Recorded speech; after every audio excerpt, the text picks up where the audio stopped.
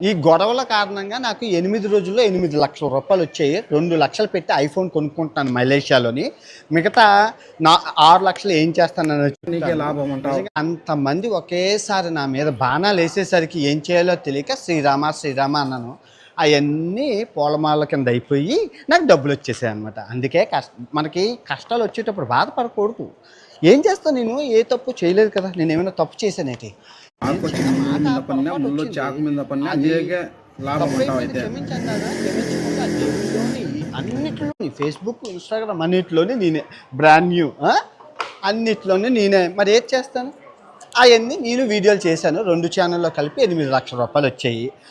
2,00,000 పెట్టి ఐఫోన్ వచ్చిన 8 కొనుక్కున్నాను. లక్షలు ఇప్పుడు ఎవరు పుణ్యాన 8 ఇప్పుడు లక్షలు వచ్చినాయి? ఆడపిల్లల కోసం అని లైవ్ పెడతాను. ప్రతి శనివారం, ఆదివారం సాయంత్రం 5 గంటలకు లైవ్ పెడతాను. మీరు రండి, మాట్లాడండి. బాగా మాట్లాడిన వాళ్ళకి 10,000 రూపాయలు ఇస్తాను ప్రతిసారి. జస్ట్ మాట్లాడండి.